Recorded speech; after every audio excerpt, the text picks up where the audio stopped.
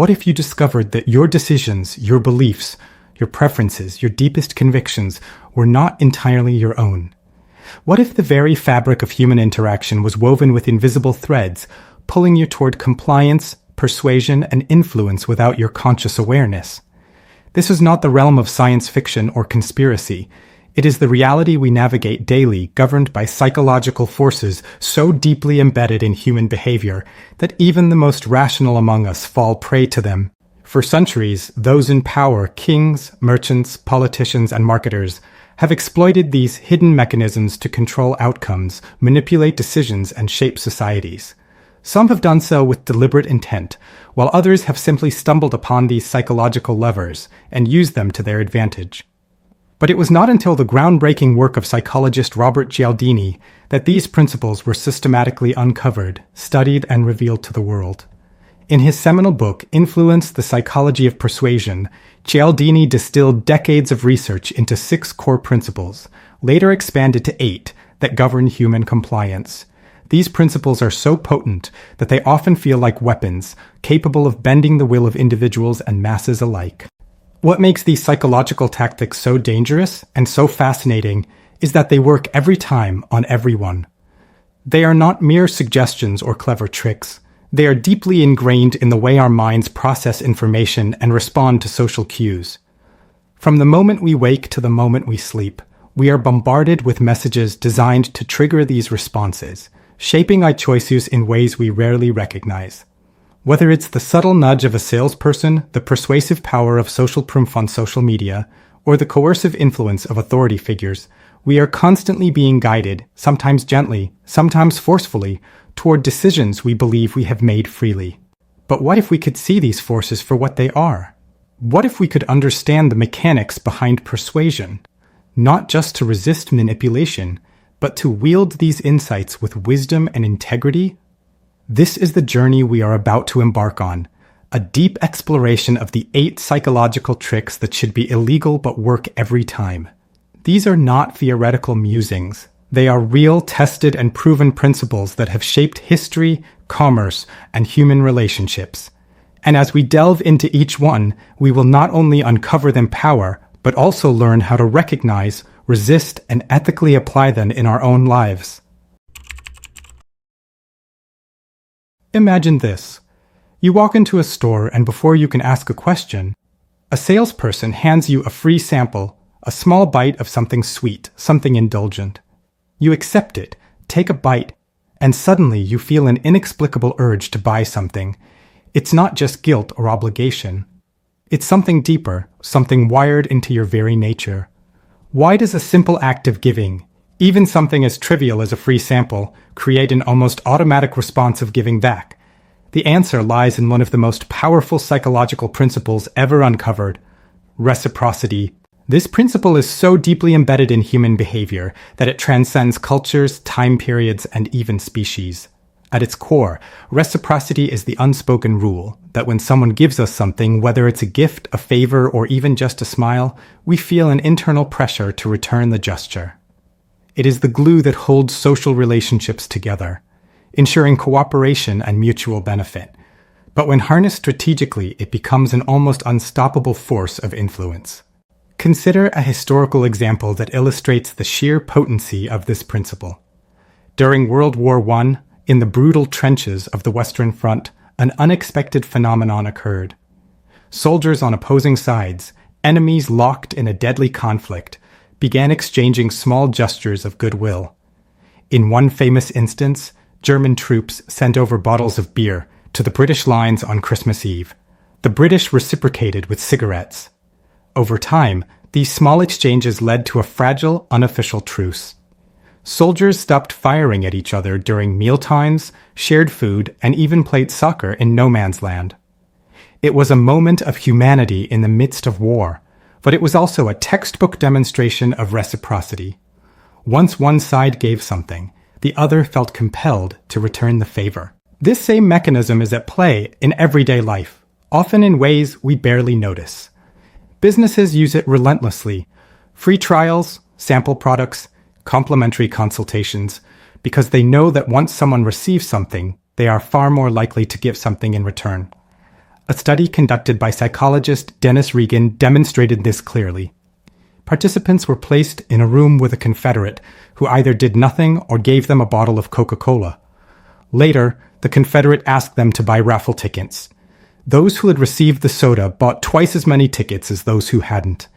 Even when people knew the favor was a tactic, they still felt compelled to reciprocate. So how can you use this principle ethically in your own life? The answer lies in intentionality. If you want to build stronger relationships, start by giving something of genuine value, whether it's time, attention, or a small favor. People will naturally feel inclined to return the gesture, strengthening the bond between you. In negotiations, offering a concession first can lead the other party to feel obligated to reciprocate. And in business, providing real value upfront without expectation can create a sense of loyalty that goes beyond transactional exchanges. But beware, reciprocity can be exploited. The key is to use it with integrity, ensuring that your gestures are sincere rather than manipulative. When used correctly, reciprocity isn't just a tool for influence. It's a bridge to deeper connection and mutual benefit. Picture this. A soldier enlists in the military, not for war, but for service. He signs up willingly, believing in duty, honor, and country. Then, slowly the mission changes. Small requests become larger ones. Training exercises turn into deployments, deployments into combat.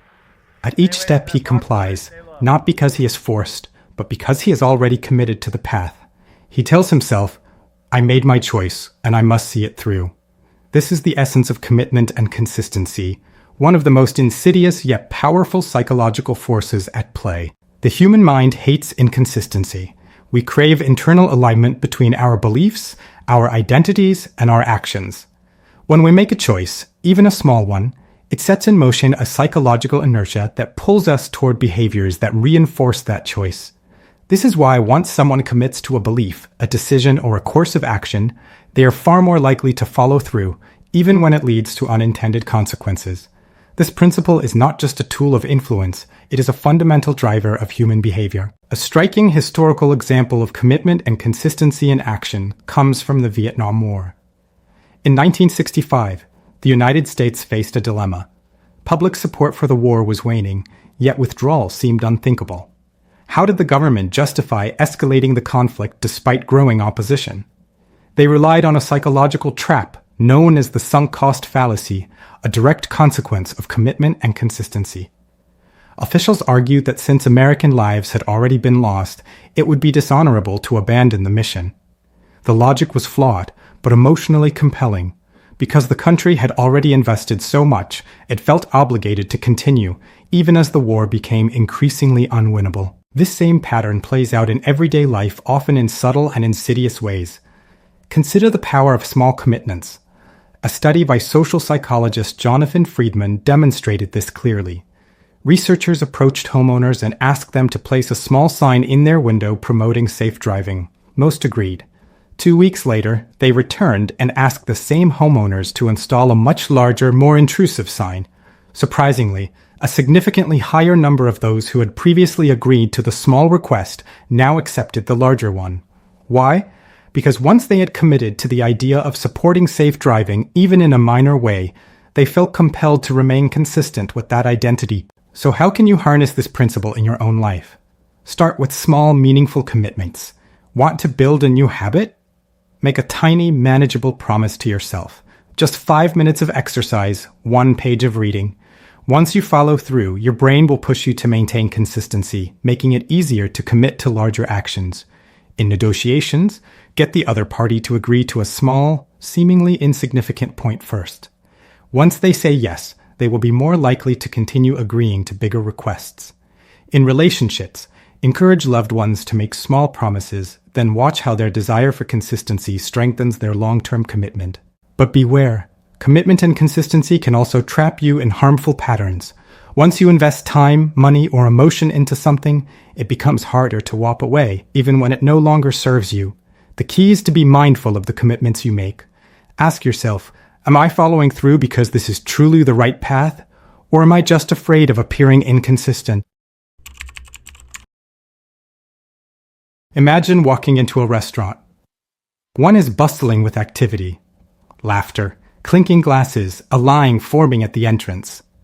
The other is eerily quiet, the lights dim, not a single customer in sight. Which do you choose? Without realizing it, most people will gravitate toward the crowded restaurant, assuming it must be better, simply because others are there.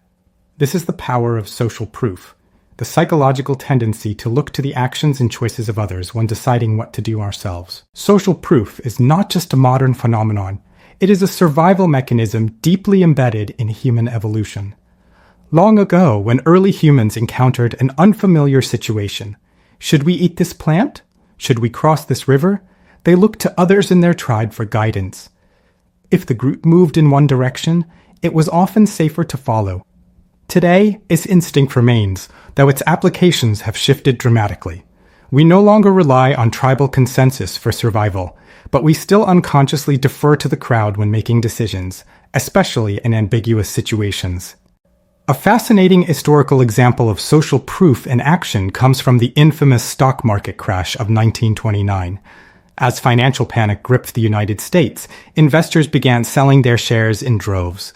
At first, only a few did so, but as more and more people saw others panicking, they followed suit.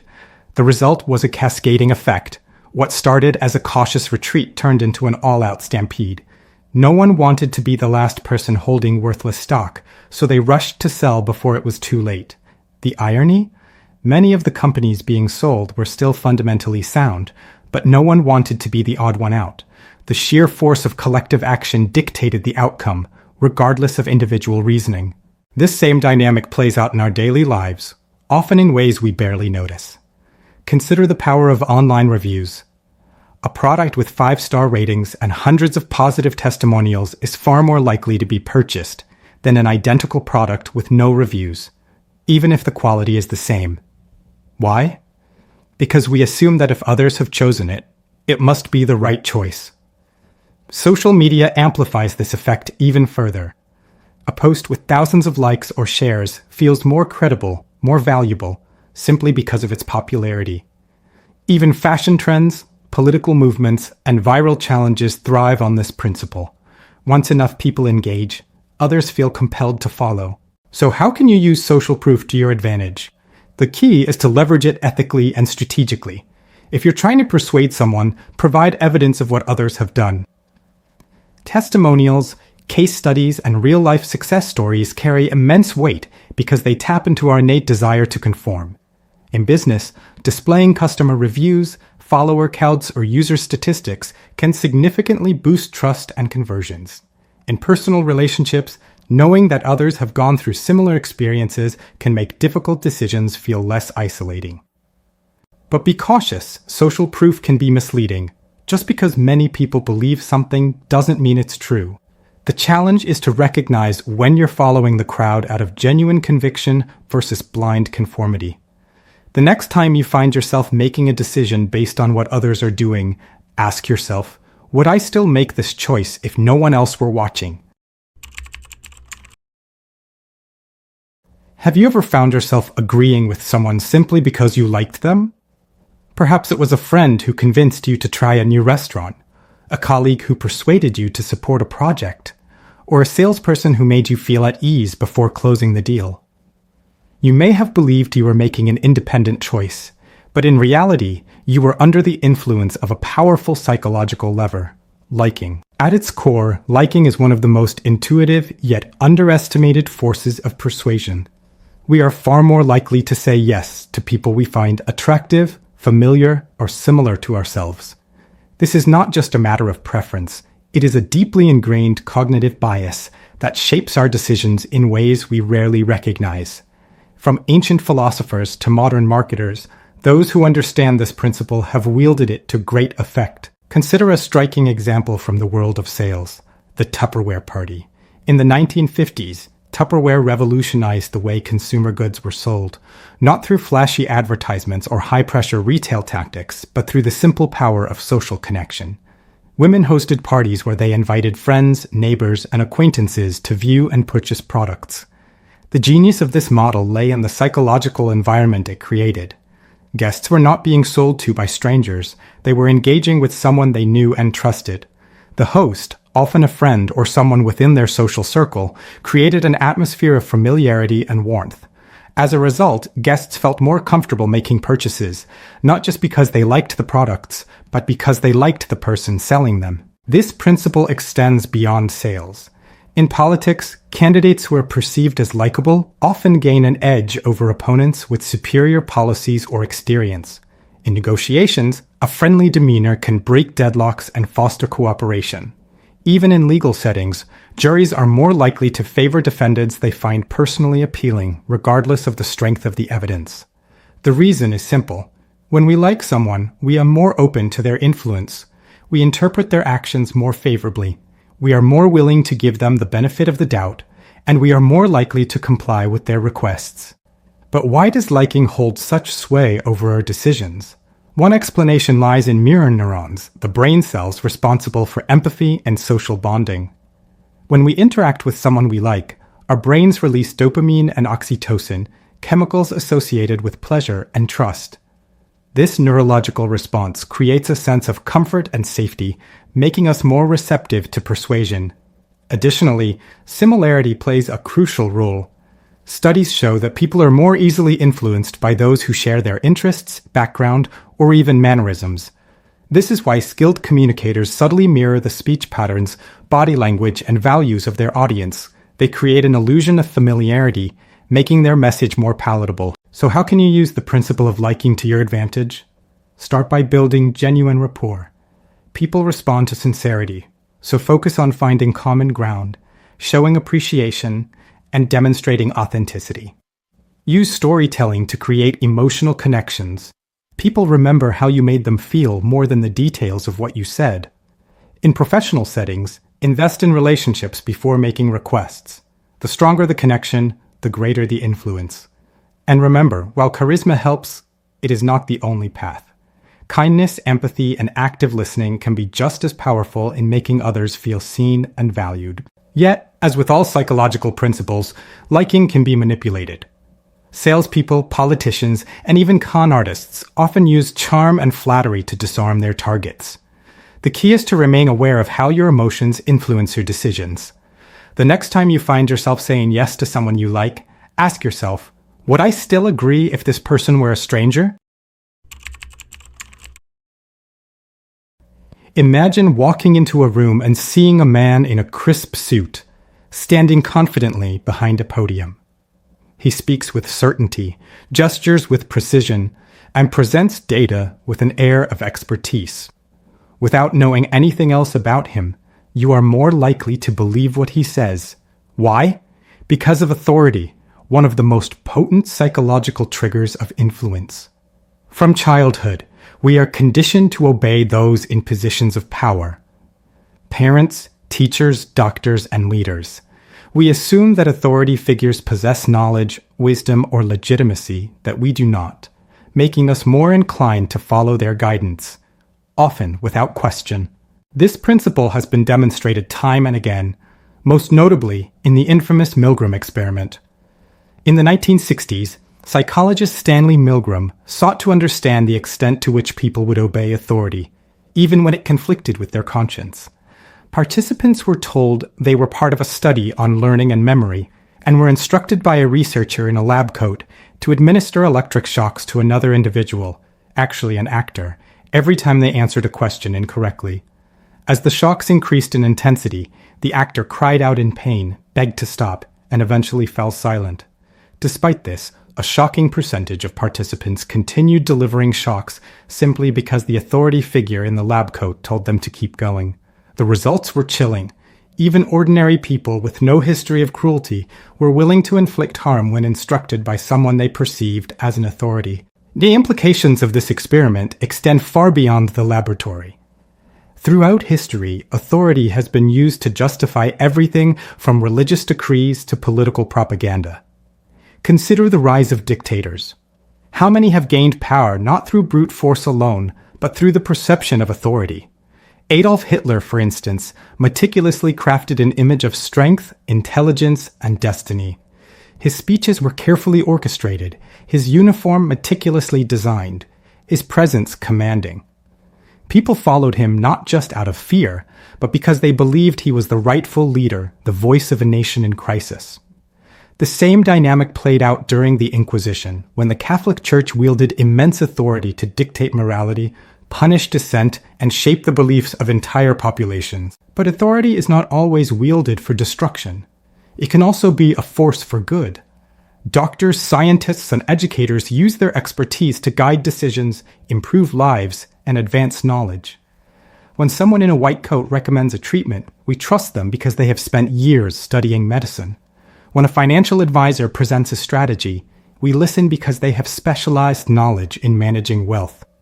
The key is to recognize the difference between legitimate authority and false authority. Just because someone wears a uniform, holds a title, or speaks with confidence does not mean they are always right. True authority is built on competence, transparency, and integrity, not just appearance or status. So how can you use the principle of authority wisely in your own life? First, seek out credible experts when making important decisions, whether it's medical advice, financial planning, or career choices. Look for credentials, track records, and peer recognition, not just charisma or confidence. Second, cultivate your own sense of authority by developing expertise in areas that matter to you. People are more likely to listen to those who demonstrate knowledge and competence. Do not blindly follow authority figures simply because of their position. Always ask questions, seek evidence, and make informed decisions. Imagine walking into a store and seeing a sign that reads, "Last chance, limited quantity available." Suddenly, the item on display feels more valuable, more urgent. You weren't particularly interested before, but now, the thought of missing out consumes you. This is the power of scarcity, one of the most psychologically potent forces of influence. The moment something becomes rare, exclusive, or time-limited, our desire for it intensifies. It is not just about wanting the object itself. It is about the fear of losing the opportunity to obtain it. This principle is rooted in a fundamental truth of human psychology. We place higher value on things that are difficult to attain. Scarcity creates a sense of urgency, triggering a deep-seated instinct to act before an opportunity disappears. This impulse is not just a quirk of modern consumerism. It is a survival mechanism that has evolved over millennia. In ancestral environments, resources were often limited, and those who acted quickly to secure food, shelter, or mates had a greater chance of survival. Today, this same instinct manifests in our reactions to limited time offers, exclusive memberships, and sudden shortages of everyday goods. One of the most striking demonstrations of scarcity's influence comes from a psychological experiment conducted in the 1970s. Researchers placed 2 jars of cookies on a table, one containing 10 cookies, the other containing only 2. Participants were allowed to take 1 cookie from either jar. Surprisingly, the majority chose from the nearly empty jar, even though both jars contained the same type of cookie. When asked why, they described the scarce cookies as more valuable, more desirable, and even tastier. The mere perception of scarcity had altered their judgment, making them prefer the limited option over the abundant one. This same psychological mechanism explains the chaos that ensues during product launches, holiday sales, and even natural disasters. Consider the great toilet paper shortage of 2020, when the early days of the pandemic triggered a global rush to hoard toilet paper. There was no actual shortage of production. Supply chains remained intact. Yet as news spread of stores running out, panic set in. People rushed to buy as much as they could, not because they needed it, but because they feared others would take it first. The perception of scarcity, even when unfounded, was enough to drive irrational behavior. Scarcity also plays a powerful role in persuasion and marketing. Businesses use it strategically to create artificial urgency, limited time offer, only 3 left in stock, exclusive access for members. These phrases trigger a psychological response that overrides rational thinking, making us more likely to act impulsively. Political campaigns use similar tactics, warning voters that if they don't act now, they may lose their rights, their freedoms, or their future. Even in personal relationships, scarcity can be leveraged. People who appear less available often generate more interest, simply because their presence feels more valuable. So how can you harness scarcity in your own life without falling victim to its manipulative potential? Start by recognizing when it is being used against you. When you see a message that creates urgency, whether it's a sales pitch or a political claim, pause and ask yourself, is this truly scarce? Or is this just a tactic to make me act quickly? In negotiations, scarcity can be a powerful tool. Limiting availability, setting deadlines, or emphasizing exclusivity can push others toward quicker decisions. In personal development, applying the principle of scarcity can help you prioritize what truly matters, treating time, opportunities, and relationships as finite resources that must be protected. But be careful. Scarcity can distort judgment.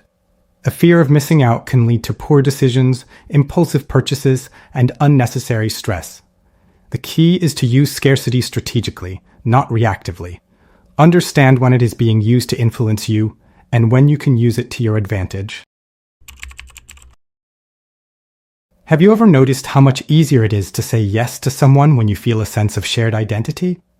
Whether it's a fellow fan of the same sports team, someone from your hometown, or even a stranger who shares your birthday, these small connections create an invisible bridge between you and them.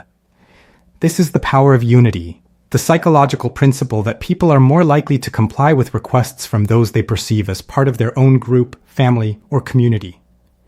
Unlike other influence tactics that rely on external pressures or incentives, unity taps into something deeper, the fundamental human need to belong.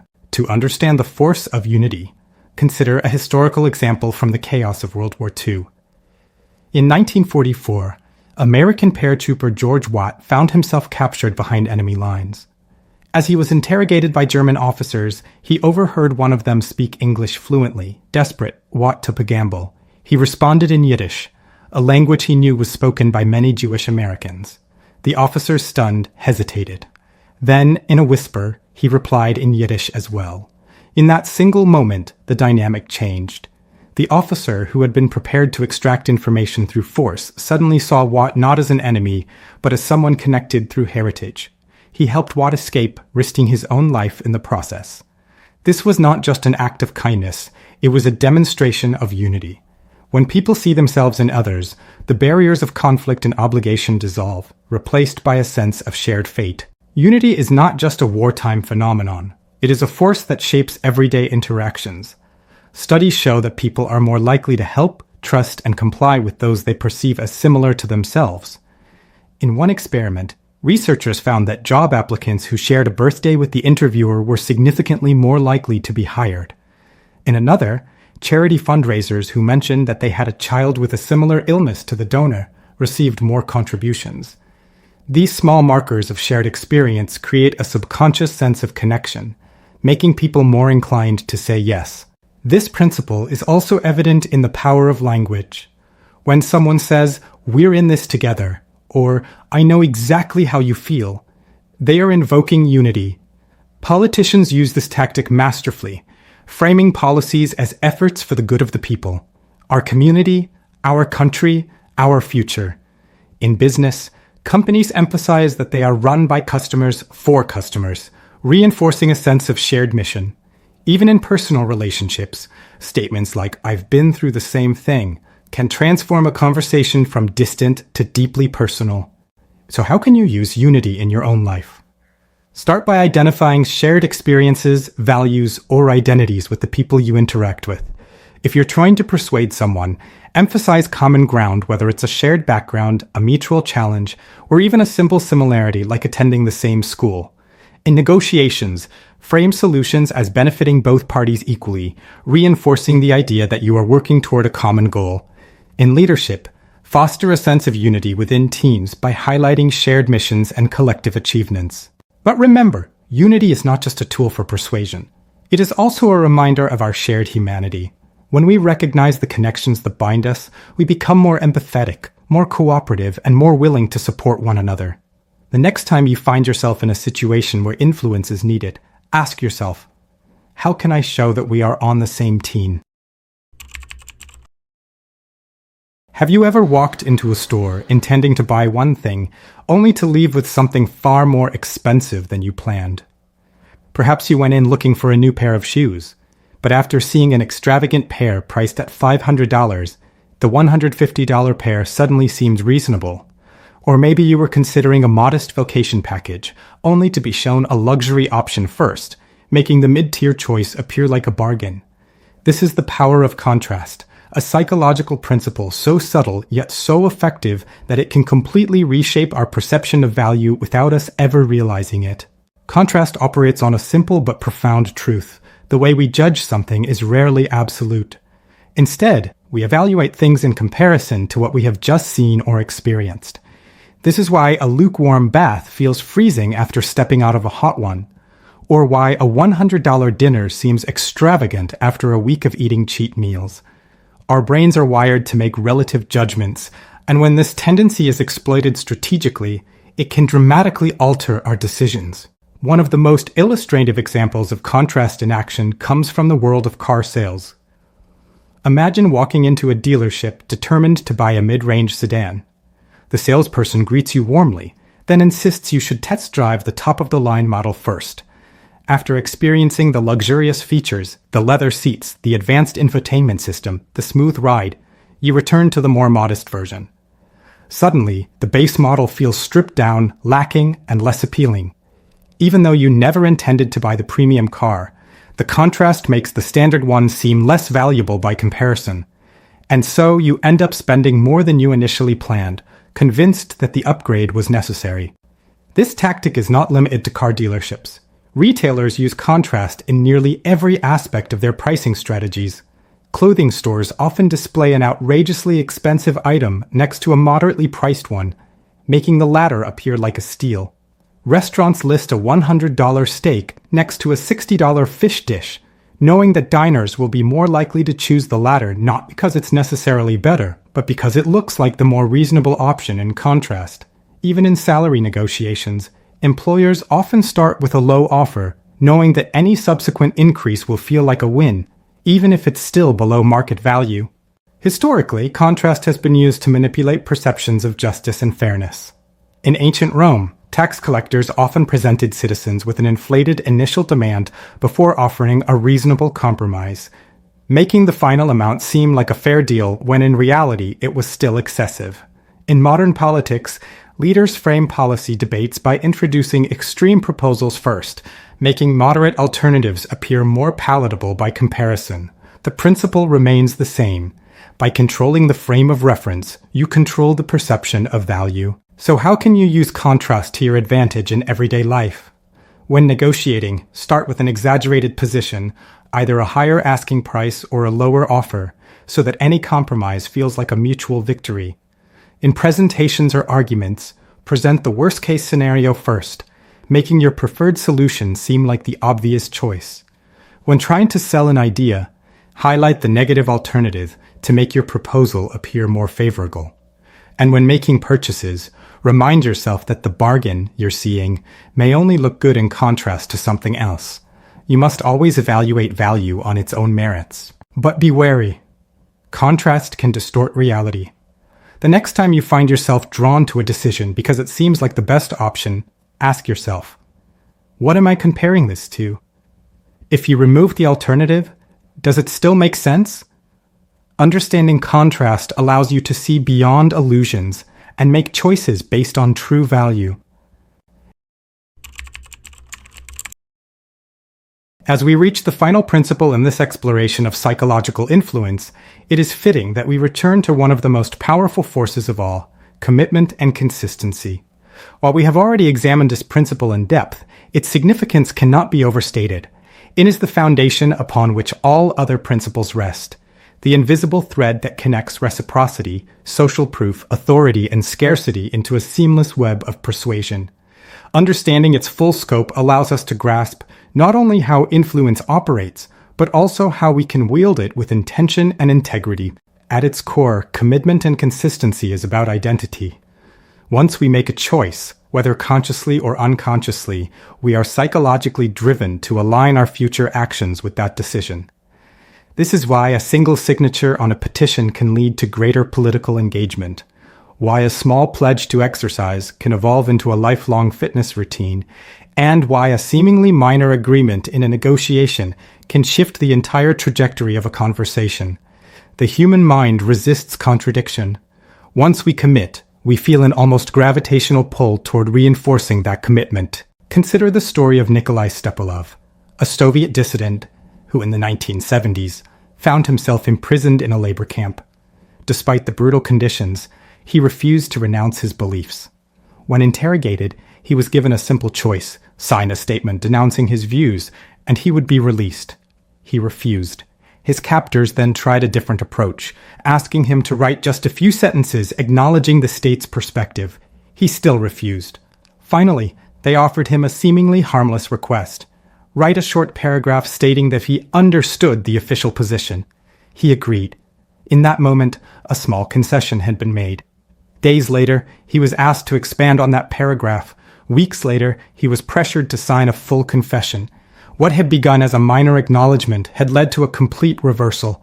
This is the slippery slope of commitment and consistency in its most extreme form, how a seemingly insignificant act can become the catalyst for a full transformation of belief.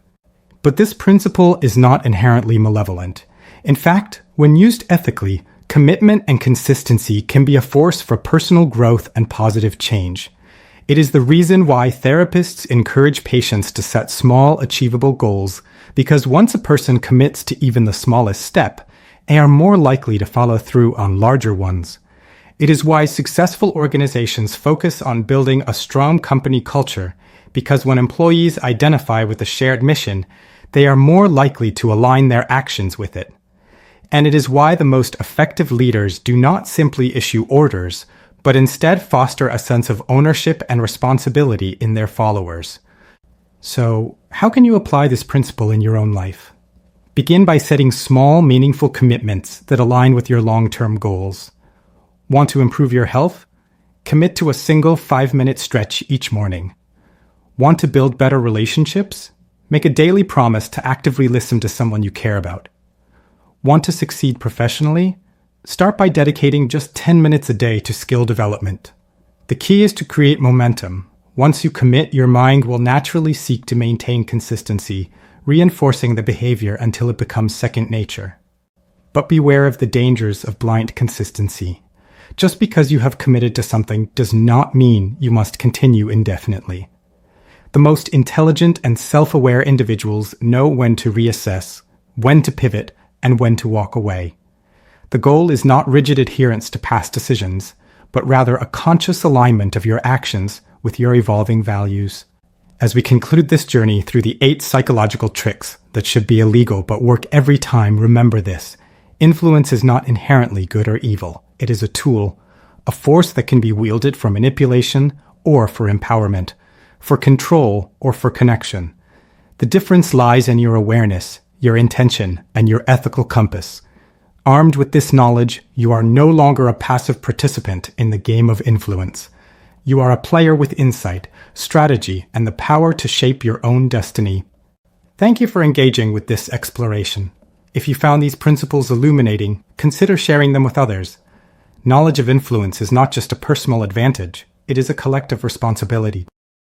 Thank you for watching this video. I hope it was insightful and educative. If you like this video, do well to click like, share, and subscribe for more insightful videos like this. See you later. Bye.